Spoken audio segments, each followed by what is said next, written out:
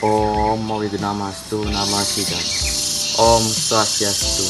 Halo teman-teman semua dan guru mapel agama Hindu yang saya hormati.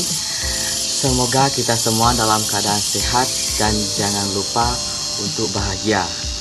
Kami dari kelompok pertama yang terdiri dari saya, Iwayan Surya Aditya, dan yang kedua Kadek Mary Yuwana, dan yang ketiga I Dewo Ayu Dwi Payani, dan yang keempat Iputu Angga Febriadi, dan yang kelima Niputu Ayu Fitri Handayani. Pada hari ini kami akan menjelaskan materi yang berjudul Catur Asrama. Penjelasan atau pengertian catur asrama akan dijelaskan oleh saya sendiri. Kata catur asrama berasal dari bahasa Sanskerta, yaitu catur dan asrama. Catur yang berarti 4 dan kata asrama berarti tempat atau lapangan kerohanian, yang berarti 4 tingkatan kehidupan atas dasar keharmonisan hidup dalam ajaran Hindu. Nah, bagian-bagian catur asrama dan kewajibannya akan dijelaskan oleh teman-teman saya. Bagian yang pertama yaitu Brahmacari akan dijelaskan oleh Kadek Mary Yuwana. Brahmacari terdiri atas 2 kata, yaitu kata Brahma dan kata Cari. Kata Brahma berarti ilmu pengetahuan atau pengetahuan suci.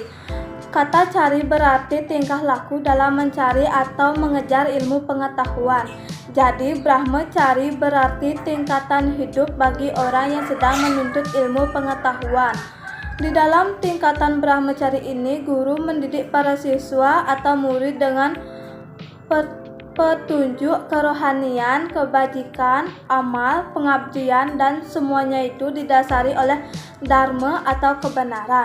Brahmacari merupakan pondasi atau dasar untuk menempuh tingkat Wanaprastha dan Biksuka. Siswa tidak boleh melakukan perkawinan, namun setelah tamat masa Brahmacari tersebut, maka dilanjutkan dengan kehidupan yang kedua, yaitu Gastha, hidup berumah tangga suami istri. Brahmacari dapat dibagi menjadi 3 golongan, yaitu yang pertama Sukla Brahmacari. Sukla Brahmacari yaitu orang yang tidak kawin sejak dari kecil sampai tiba ajalnya atau mati. Orang yang melaksanakan Sukla Brahmacari dengan sungguh, maka dalam ingatan tidak ada terlintas nafsu seksual beristri. Bukan disebabkan karena menderita penyakit kelamin atau impoten, dan lain sebagainya. Contoh tokoh yang menjalankan kehidupan Sukla Brahmacari ialah Taruna Laksamana. Dalam Itihasa Ramayana ada disebutkan bahwa Rama mempunyai adik Taruna Laksamana. Dia adalah seorang tokoh yang menjalankan kehidupan Sukla Brahmacari. Dia tidak kawin seumur hidupnya. Yang kedua, Sawala Brahmacari. Sawala Brahmacari ialah orang yang kawin, beristri atau bersuami hanya sekali saja. Yang ketiga, Tresna atau Kresna Brahmacari. Tresna Brahmacari berarti kawin lebih dari 1 kali, yaitu sampai batas maksimal 4 kali. Tresna Brahmacari ini dapat dilakukan apabila yang pertama, istri yang pertama tidak dapat melahirkan keturunan. Demikian juga istri yang kedua juga tidak dapat melahirkan anak. Maka seorang suami bisa kawin lagi sampai batasnya 4 kali. Yang kedua, istri tidak dapat melaksanakan tugas sebagaimana mestinya atau sakit yang tak dapat disembuhkan.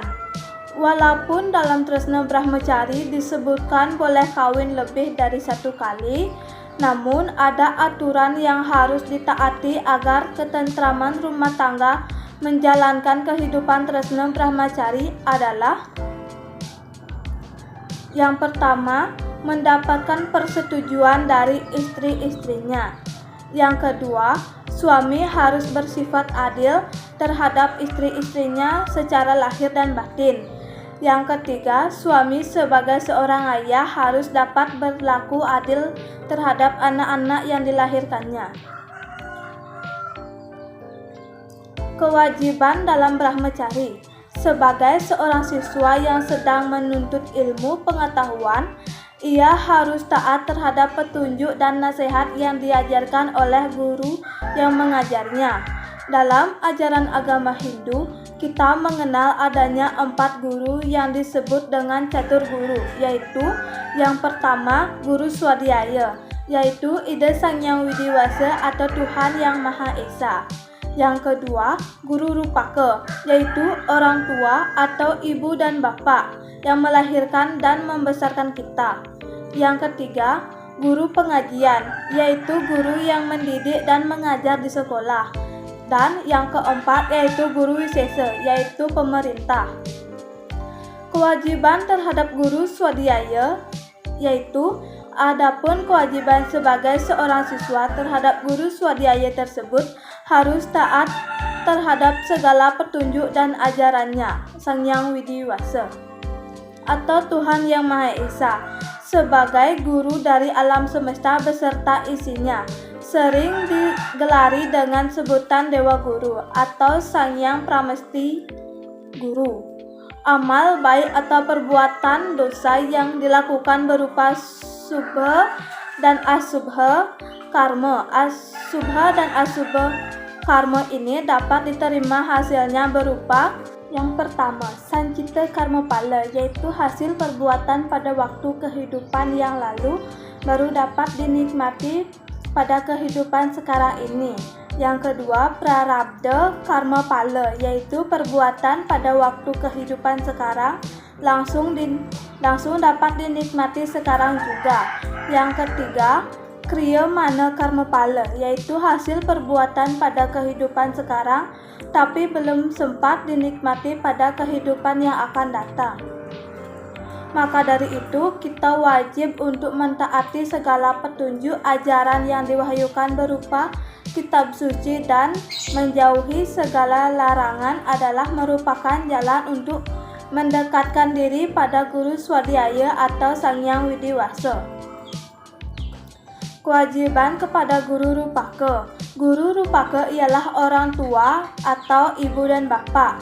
Sebagai seorang anak harus menyadari jasa orang tua atau ibu dan bapak adalah sangat berat dan tidak ternilai berapa besar jasanya, lebih-lebih sang ibu yang mengandung dan melahirkan kita dengan mempertaruhkan nyawa. 3 hutang yang harus dibayar oleh seorang anak yaitu yang pertama sarira, kerta yaitu hutang badan, yang kedua anandata yaitu hutang budi, dan yang ketiga pranadata yaitu hutang jiwa dalam arti pemelihara atau kelanjutan hidup. Oleh karena itu, tidak ada satu alasan bagi seorang anak untuk membenci orang tuanya, apalagi menyakiti atau membunuh orang tuanya. Pahala yang diperoleh oleh orang yang hormat kepada orang tua ialah ada 4 hal, yaitu yang pertama kerti yaitu kemasyuran yang baik, yang kedua yusa yaitu panjang umur, yang ketiga bala yaitu kekuatan, dan yang terakhir yasa yaitu jasa atau penghargaan. Keempat hal ini bertambah-tambah kesempurnaannya sebagai pahala bagi orang yang hormat bakti kepada orang tua. Kewajiban kepada guru pengajian. Yang dimaksud dengan guru pengajian ialah guru yang mengajar ilmu pengetahuan yang memberi pendidikan di sekolah maupun di asrama. Kewajiban kepada guru wisesa atau pemerintah. Guru wisesa ialah pemerintah yang sah. Sebagai seorang siswa harus menghormati dan menjunjung tinggi martabat bangsa.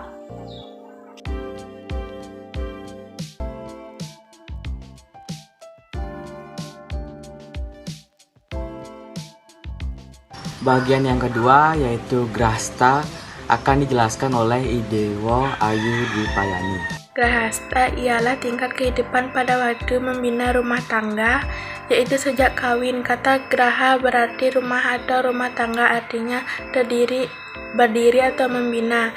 Tingkat hidup grahasta, yaitu menjadi pimpinan rumah tangga yang bertanggung jawab, penuh baik dengan anggota keluarga setelah memasuki tingkat hidup, bukan berarti masa belajar atau menuntut ilmu itu terakhir belajar dan berlangsung selama hayat dikandung badan. Maka orang bilang masa muda adalah masa belajar. Hal ini mengandung arti bahwa tidak ada istilah tua dalam hal belajar, karena ilmu pengetahuan itu sifatnya berkembang terus dalam hidup. Berumah tangga ini ada beberapa kewajiban yang perlu dilaksanakan, yaitu 1. Melahirkan keturunan, 2. Membina rumah tangga, 3. Bermasyarakat, 4. Melaksanakan pancayanya kewajiban suami dan istri dalam rumah tangga, menegakkan rumah tangga yang menjadi sendi dasar dari susunan masyarakat. Secara garis besarnya, kewajiban-kewajiban tersebut adalah satu hak dan kedudukan suami istri dalam pergaulan kehidupan, dan masyarakat adalah seimbang. B. Setiap pihak berhak untuk melakukan perbuatan hukum. C. Suami sebagai kepala rumah tangga dan istri sebagai ibu rumah tangga. D. Suami istri wajib saling cinta, mencintai, hormatnya, saling memberikan bantuan secara lahir dan batin. Kewajiban suami: 1. Melindungi istri dan anak-anaknya. Ia harus mengawinkan anaknya walau sudah waktunya. B. Menugaskan istrinya untuk mengurus rumah tangga. C. Menjamin hidup dengan memberi nafkah kepada istri. D. Memelihara hubungan kesucian dengan istri, saling percayai, saling mencintai istri, dan mengusahakan agar tidak terjadi perceraian dan juga tidak melanggar kesucian. F. Tidak merendahkan martabat istri. Kewajiban istri sebagai seorang istri, sebagai seorang wanita anak yang selalu berusaha dan tidak bertindak sendiri. B. Istri harus pandai membawa diri dan pandai pula mengatur dan memelihara rumah tangga. C. Istri harus setia pada suami dia. Istri harus dapat mengendalikan pikiran, perkataan, dan tingkah lakunya. Harus dapat memelihara rumah tangga dengan baik. Istri harus setia dan jujur.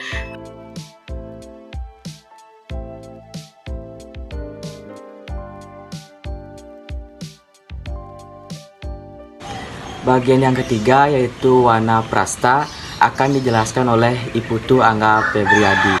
Ialah Wanaprastha. Wanaprastha terdiri dari dua bahasa Sanskerta, yaitu wana artinya pohon kayu, hutan, semak, kekar, dan pastra artinya berjalan dan berdoa paling depan dengan baik. Wanaprastha diartikan sebagai menjauhi dunia ramai secara perlahan-lahan untuk melepaskan diri dari keterikatan duniawi.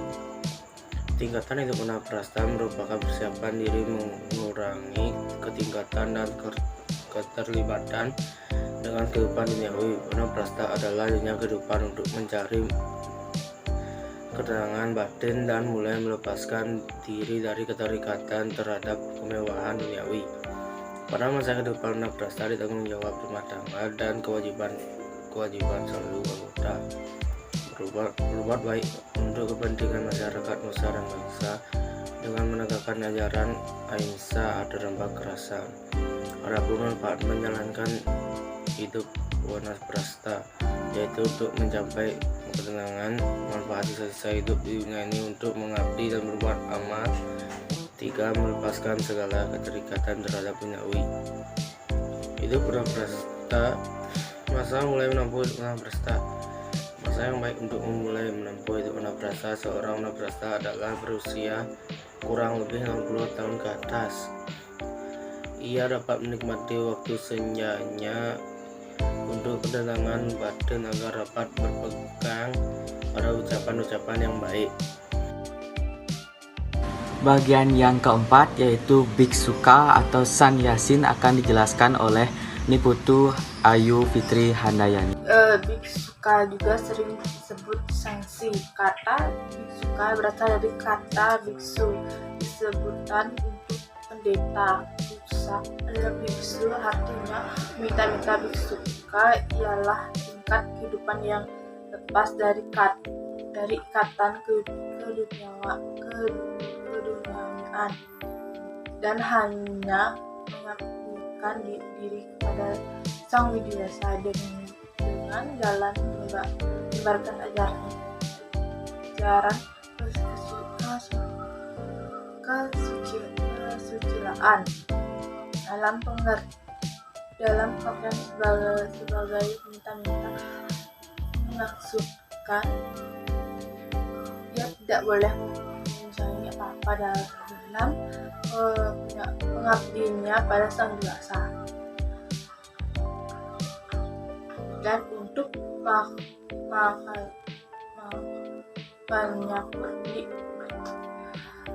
untuk makanannya diganggu oleh pengikutnya dan pengikutnya ataupun umat-umat sendiri.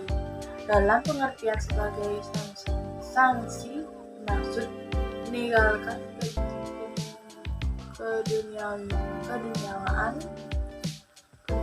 dan hanya mengabdi kepada Sang Widiwasa dengan memperluas ajaran dan kesucian.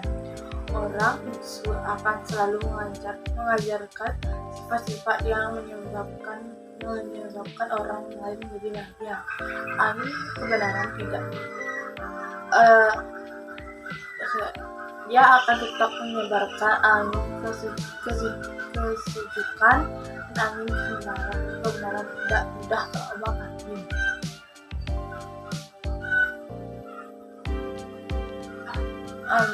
Oleh gelombang kehidupan duniawi, dia telah mampu menunjukkan musuh-musuh yang ada dalam dirinya seperti Satbiksu dan Satpeta dan Satapani dan Trimala.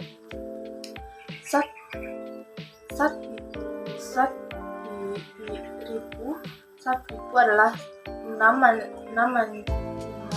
macam musuh yang ada dalam setiap diri manusia. Musuh-musuh ini perlu dimusnahkan dari diri Tripu. Satpipu adalah enam macam musuh yang ada dalam setiap diri manusia. Musuh-musuh ini perlu dimusnahkan dari diri kita sehingga dapat menerapkan kehidupan biksu dengan baik. Adapun keenam musuh disebut sebagai berikut. A. Kama artinya hawa nafsu. B. Lobha artinya lobo dan tamak. C. Draha artinya kemarahan. D. Moha artinya kebingungan. E. Mada artinya kelupaan.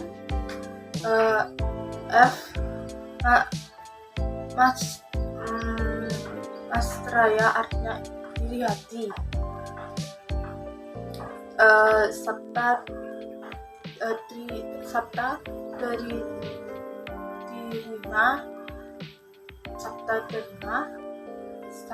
terima artinya 7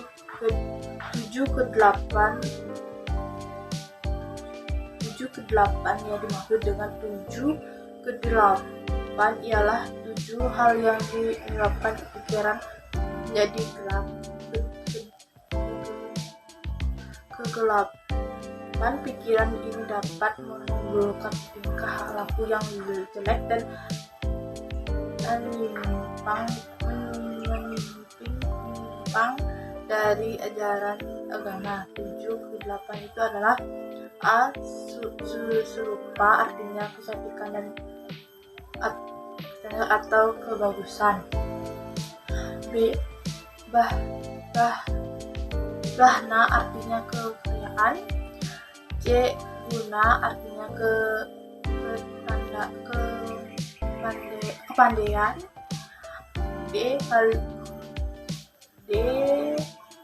Kuna artinya keturunan. E. Ngowana artinya masa remaja atau muda. F. Sura artinya meminum keras. G. Sura artinya keberanian. Sat atau 7 ke 8 yang dimaksud dengan 7 ke 8 ialah 7 hal yang menyebabkan pikiran menjadi gelap. Kegelapan pikiran ini dapat menimbulkan tingkah laku yang jelek dan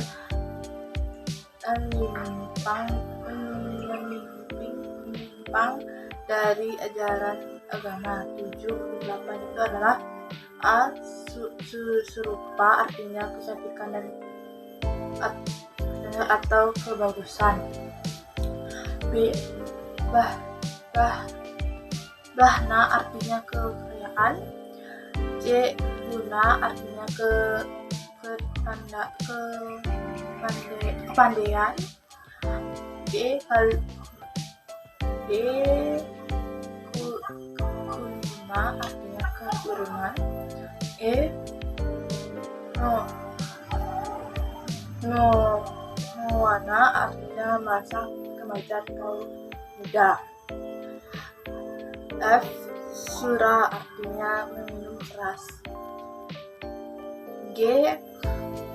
Sura artinya keberanian. Sat atami. Sat artinya 6 macam pembunuh kejam. Pembunuh ini adalah A. Atnida artinya membakar milik orang lain. B. Wisuda artinya racun. C. Sarva artinya melakukan ilmu hitam. D. Sadrana artinya mengamuk. E.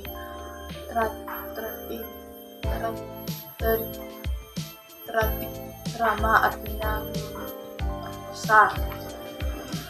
F. Raja Bisuna artinya fitnah. Trimala artinya 3 macam perbuatan kotor, yaitu A. Rasmala yaitu perbuatan yang hina dan kotor. B. Mada yaitu perkataan pembicaraan yang dusta dan kotor. C.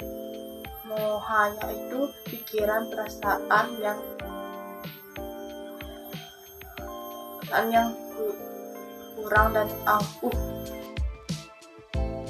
Baik, segitu saja penjelasan materi catur asrama dari kelompok kami.